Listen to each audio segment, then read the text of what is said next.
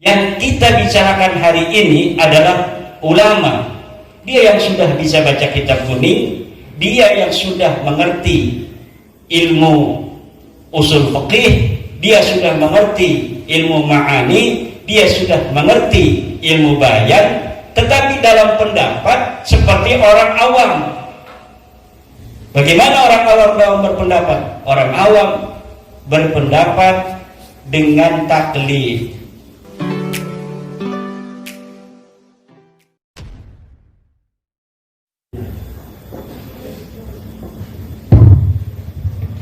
Assalamualaikum warahmatullahi wabarakatuh. Alhamdulillah, salatan wassalaman ala rasulillah Sayyidina Muhammad ibn Abdillah Marba'atu, yang saya muliakan pengasuh pondok pesantren Darul Ulum Kiai Haji Ahmad Junaidi Al-Bandani, yang juga merupakan Ketua Komisi Fatwa Majelis Ulama Indonesia Pusat, Panitia Halaqah Fikih Peradaban Pondok Pesantren Darul Ulum Kiai Haji Abdul, Ketua Yayasan Kiai Haji Fahrul Raji, juga Sivitas Akademika Pondok Pesantren Darul Ulum Kiai Khudari dan seluruh keluarga.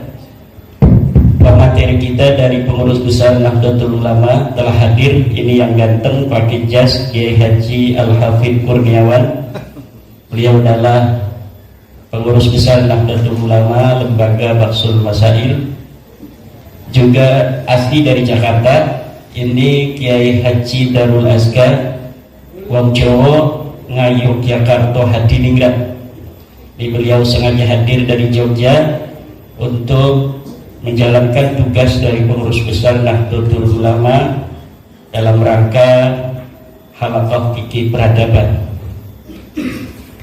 Tema kita hari ini dalam Halaqah Fikih Peradaban di Pondok Pesantren Darul Ulum adalah mengangkat tema ijtihad ulama Nahdlatul Ulama dalam bidang sosial dan politik. Ada 5 kata kunci yang ada di dalam tema ini. Yang pertama adalah ijtihad, yang kedua adalah ulama, yang ketiga adalah NU, yang keempat adalah sosial, dan yang kelima politik. Saya sebagai pemateri yang pertama hanya akan mengambil kata kunci yang pertama untuk nanti diteruskan oleh dari PBNU tentang kata kunci yang lainnya. Kata kunci yang akan saya eksplorasi dalam kesempatan ini adalah tentang ijtihad. Saya akan batasi di dalam ijtihad karena saya kira ada kesenjangan antara perkembangan peradaban dengan ajaran Islam. Sepertinya perkembangan peradaban yang begitu cepat tidak mendapatkan respon yang sama dari ulama-ulama Islam, apalagi di Indonesia. Nampaknya ulama Indonesia hanya menunggu ulama-ulama Timur Tengah ketika adanya masalah baru, masalah-masalah kekinian yang muncul. Jadi sepertinya ulama Indonesia menempatkan dirinya hanya sebagai pengutip daripada pendapat ulama-ulama Timur Tengah. Padahal piranti-piranti dari istinbat dan ijtihad itu diajarkan di pondok pesantren.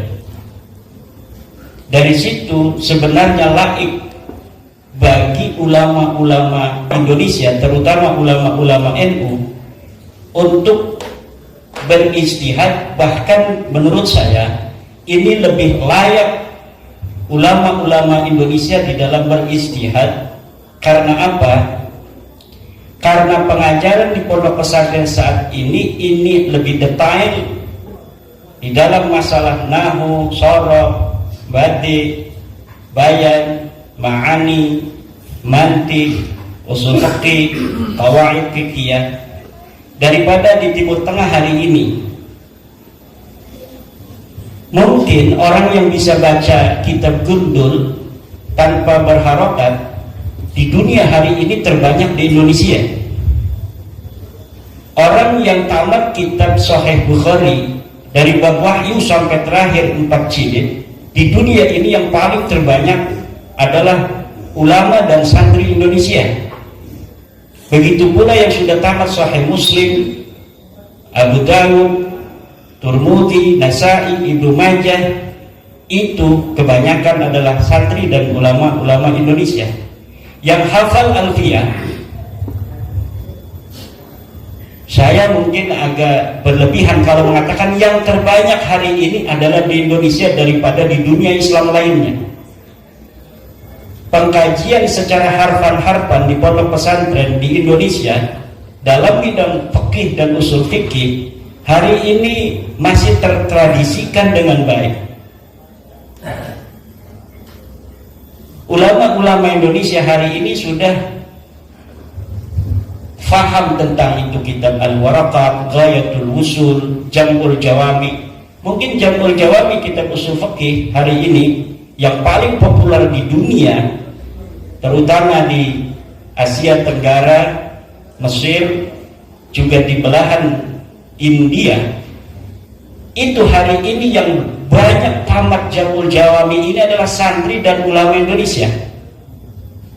Tapi kenapa ulama Indonesia hari ini hanya berhenti sebatas membaca kitab kuning tanpa kemudian naik level untuk menganalisa, mengistimbat, bahkan kata istihad itu sepertinya tabu bagi ulama-ulama kita di kalangan Nahdlatul Ulama.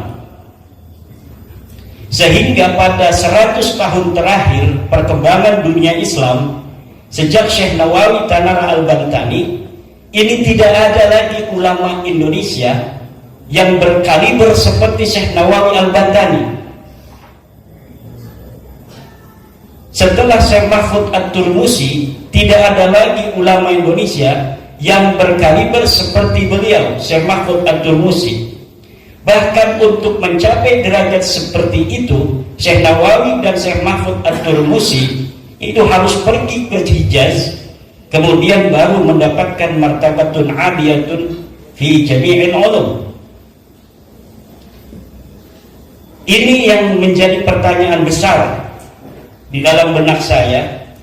Kenapa dengan piranti yang amat lengkap seperti itu, ulama-ulama Indonesia, santri-santri Indonesia itu tidak naik level? Lama pertanyaan itu menggurita di dalam sukma dan perasaan, baru kemarin-kemarin ini ada jawaban. Jawabannya itu lahir setelah diskursus nasab Habib Ba'alawi ini muncul. Ketika 1 tahun yang lalu saya menyajikan hasil kajian saya tentang terputusnya nasab Ba'alawi, kemudian itu menjadi diskursus publik, bukan hanya di Indonesia tapi juga di Timur Tengah dan beberapa negara Asia Tenggara yang di situ ada Habib Ba'alawi. Hari ini baru saya mendapat sebuah jawaban kenapa Indonesia minim melahirkan para ulama-ulama kelas dunia. Jawabannya adalah taklid buta. Qabulu qaulin bila hujjatin, menerima ucapan tanpa adanya dalil sekalipun dari orang lain. Dari mana kesimpulan itu muncul? Kesimpulan itu muncul dari narasi-narasi yang terbangun di media sosial tentang bagaimana para santri kita dan para ulama menyikapi diskursus nasab itu. Sebagian besar dari saudara-saudara kita itu ketika menyikapi diskursus nasab ini mengatakan, oh dulu kan Mbah Hasyim Asy'ari tidak mempermasalahkan nasab Ba'alawi, Kenapa sekarang kita mempermasalahkan? Apakah misalnya Imaduddin Usman itu lebih baik, lebih pintar daripada Syekh Hasyim Asy'ari? Mbah Khalil tidak mempermasalahkan apakah Imaduddin Usman itu lebih baik dan lebih pintar daripada Mbah Khalil Bangkalan. Ibnu Hajar telah menyebutkan susunan daripada silsilah Ba'alawi. Apakah Imaduddin Usman itu lebih pintar daripada Ibnu Hajar? Ini narasi-narasi semacam ini memperlihatkan ada masalah kita di dalam taklid. Nah, taklid itu sangat mendapatkan perhatian khusus dalam Al-Quran agar umat Islam tidak terjebak dalam setan-setan taklid. Imam Ghazali mengatakan taklid ini setan. Lihat Ihya Ulumuddin. Bagaimana Al-Quran mengatakan inna wajadna aba'ana ala millatin wa inna ala atharihim muqtadun. Karena bapak kita sudah begini, mempunyai pendapat, apakah ada dalil atau tidak ada dalil, maka inna ala atharihim muqtadun, kita mengikuti saja walaupun tidak ada dalilnya. Al-Quran melarang kita untuk mengikuti sesuatu tanpa adanya dalil. La taqfu ma laysa laka bihi ilmun. Jangan engkau ikuti apapun tanpa adanya ilmu. Ma huwal ilmu? Al-ilmu huwa dalilu. Ilmu itu adalah dalil. Ilmu itu adalah dalil. Fas'alu ahla dzikri in kuntum la ta'lamun. Itu bukan perintah Allah untuk bertaklid, tapi perintah Allah untuk bertanya tentang dalil. Fas'alu ahla dzikri. Maka tanyalah para ulama, in kuntum la ta'lamun, kalau engkau tidak tahu. Tanya apa? Tanya dalilnya, bukan tanya akan kesimpulannya. Imam Ghazali di dalam Al-Mustasfa misalnya, ayat ini fas'alu ahla dzikri in kuntum la ta'lamun adalah bertanya tentang riwayat. Bertanya tentang riwayat, bukan bertanya tentang pendapat. Artinya apakah ada riwayat tentang suatu masalah yang kami hadapi ini dari Nabi, dari para sahabat, khulafaur rasyidin, apakah ada? Kalau kita tidak tahu, fas'alu ahla dzikri in kuntum la ta'lamun, bukan bertanya tentang pendapat dari seorang laki-laki yang sama dengan kita, dia adalah seorang laki-laki. Tidak bertanya kepadanya tentang pikirannya, tetapi bertanya tentang riwayat. Kenapa kita tidak bertanya tentang pikiran orang? Karena pikiran orang itu sama dengan pikiran kita. Yang membedakan adalah pikiran itu apakah berdasarkan dalil ataukah tidak. Imam Syafi'i mengatakan la yahillu taqlidu ahadin siwan Nabi sallallahu alaihi wasallam. Tidak boleh kita mengikuti, tidak halal. Ini kata-katanya luar biasa. Tidak halal kita mengikuti seseorang siwan Nabi sallallahu alaihi wasallam. Imam Malik juga mengatakan hal yang hampir mirip. Kullu ahadin yukhadu qawluhu wa yuraddu ila sahibah hadzal qabri. Setiap orang ucapannya boleh diterima dan boleh ditolak kecuali sahibah hadzal qabri ayyin Nabi Muhammadin sallallahu alaihi wasallam. Inilah masalah kita. Menurut saya, kenapa ulama-ulama Indonesia tidak naik-naik level? Ini kita tidak bicara tentang awam. Kita sudah tahu taklid hukumnya bagi orang awam. Orang awam bukan hanya boleh, tetapi bahkan dia wajib untuk bertaklid. Yang kita bicarakan hari ini adalah ulama. Dia yang sudah bisa baca kitab kuning, dia yang sudah mengerti ilmu usul fikih, dia sudah mengerti ilmu ma'ani, dia sudah mengerti ilmu bayan, tetapi dalam pendapat seperti orang awam.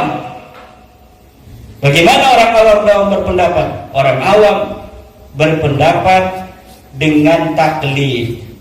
Dia beribadah dengan taklid, li'annahu la yaqdirul ijtihad, karena dia tidak mampu untuk beristihad.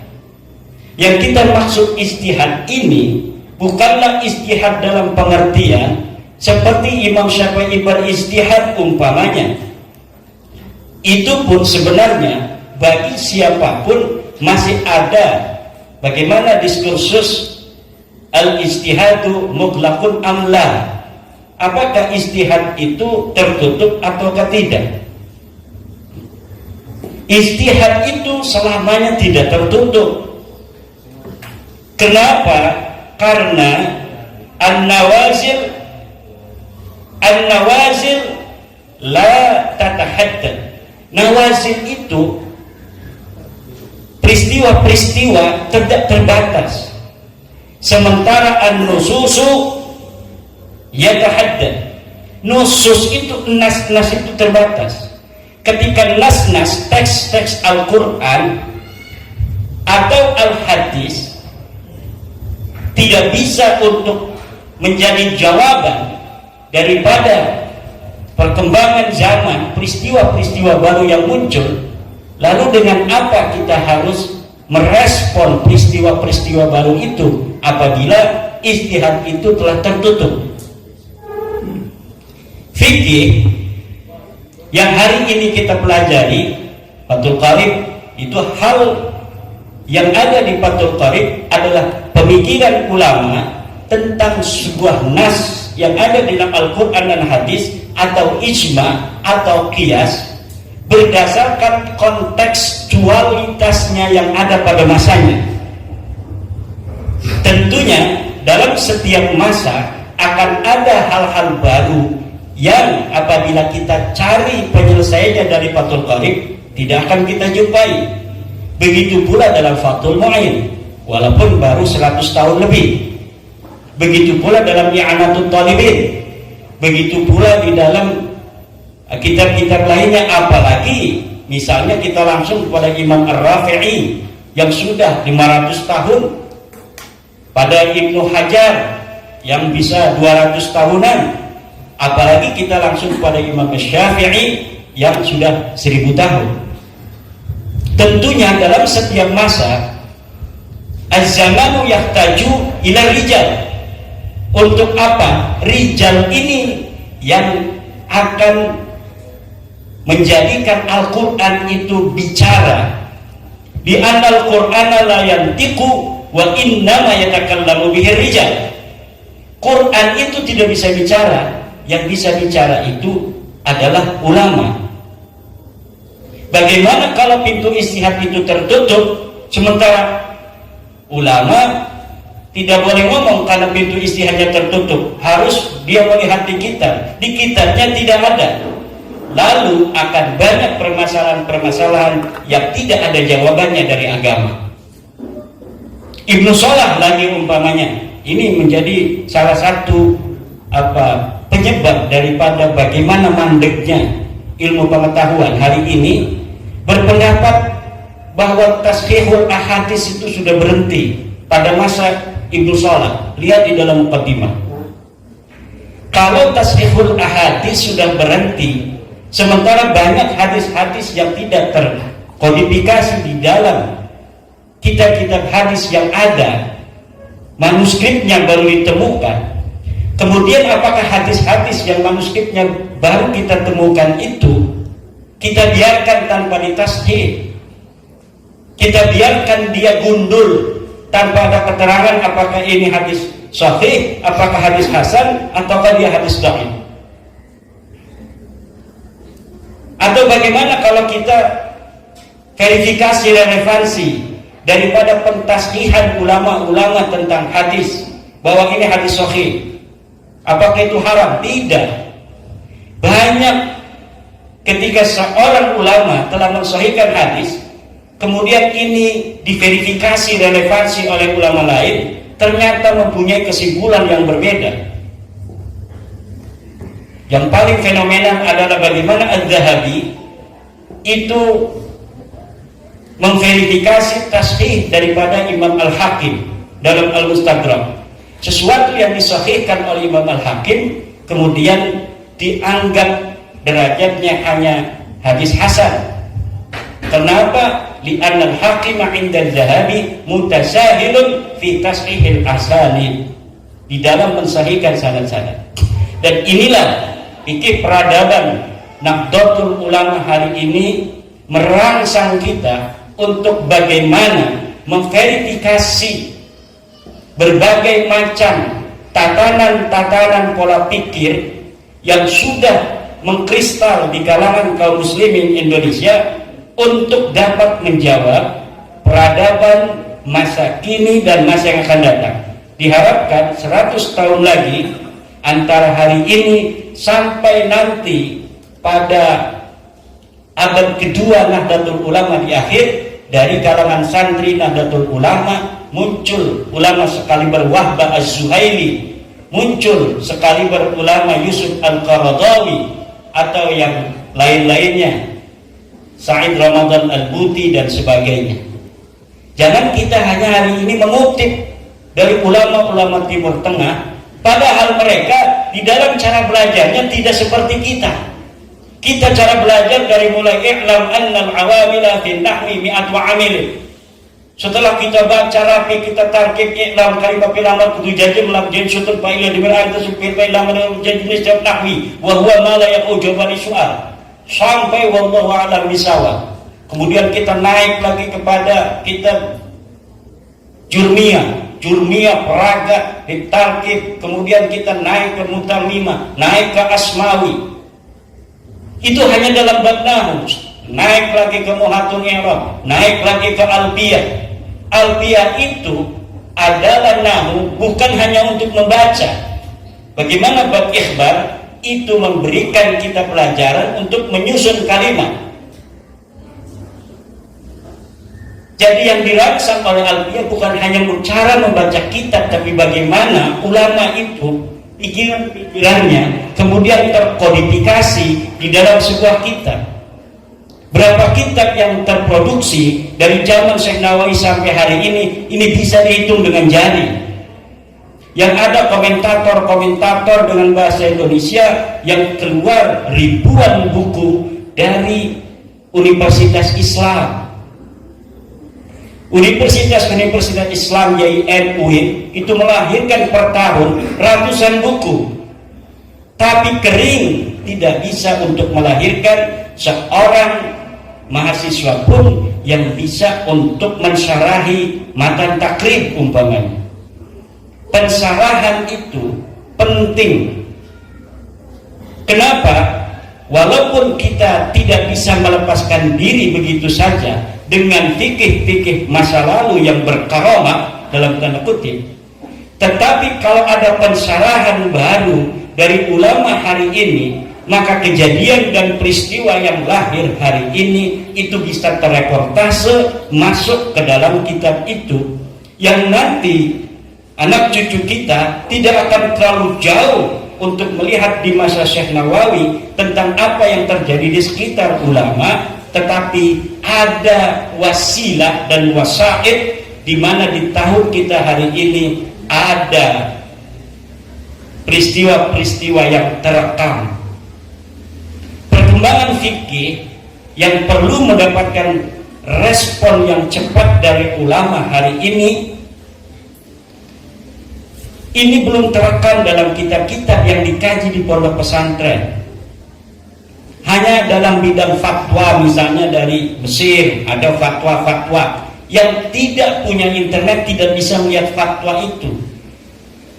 Kemudian Majelis Ulama Indonesia bikin fatwa tentang bagaimana hukumnya beli pulsa, hukumnya apa dalam fatwa. tapi tidak terkodifikasi dalam satu kitab yang laik untuk masuk pondok pesantren, sehingga semua itu bisa dikonsumsi oleh para santri dan para kiai. Ini kira-kira yang ingin saya eksplorasi, yang nanti akan dikembangkan bagaimana ijtihad itu dilakukan oleh Nahdlatul Ulama di dalam bidang sosial dan politik. Hal lain yang saya temukan sebentar lagi, karena ini waktunya terbatas, adalah kenapa ulama Indonesia tidak melahirkan ulama besar 100 tahun terakhir ini. Ada jiwa inferioritas yang tersindrom di dalam jiwa-jiwa umat Islam Indonesia. Jadi umat Islam Indonesia secara kemanusiaan, dia memiliki sindrom inferioritas terhadap orang barat, orang bule. Umat Islam Indonesia sebagai seorang muslim mempunyai inferioritas, sindrom inferioritas terhadap orang Arab. Akhirnya apa saja yang lahir dari barat kemudian dianggap sesuatu yang layak untuk dijadikan contoh dalam peradaban, sesuatu yang lahir dari Timur Tengah, daripada pemikiran-pemikiran ulamanya, seakan-akan dianggap lebih bermutu daripada pemikiran dan pendapat ulama-ulama kita. Inilah yang harus dihilangkan, karena ajaran Islam tidak mengenal manusia lebih mulia dari sisi iriknya, dari sisi jenisnya, dari sisi sukunya dengan umat Islam lainnya. Laqad karramna bani Adam. Kita semua ini adalah anak Adam. DNA yang ada dalam diri kita itu ada DNA Nabi Adam. Tidak ada yang membedakan kita dengan orang Arab dari sisi DNA. Sama-sama DNA-nya adalah DNA Nabi Adam. Tidak ada yang membedakan kita dengan orang Barat, hanya karena sistem cuaca yang ada di Barat memiliki sistem cuaca tersendiri, sehingga menjadikan mereka jadi seperti itu mukanya. Dan kita, cuaca kita yang ada di Indonesia yang demikian ini menjadikan kita seperti ini. Hanya itu yang membedakan. Yang lainnya sama, kita dengan orang Barat sama, dan kita dengan orang Arab juga sama. La fadla li arabiyyin ala ajamiyyin illa bi taqwallah. Tidak ada keutamaan orang Arab terhadap orang Ajam, sebaliknya wala li ajamiyyin ala arabiyyin. Bagi orang Ajam tidak lebih baik dari orang Arab illa bi taqwallah, kecuali dengan ketakwaannya kepada Allah. Ini yang harus dikembangkan dan dibelutut terhadap santri-santri kita. Kalau tidak ada belutut, kita pakai share-it, atau kita bisa untuk menggunakan wifi orang lain kalau lagi tidak ada paketnya.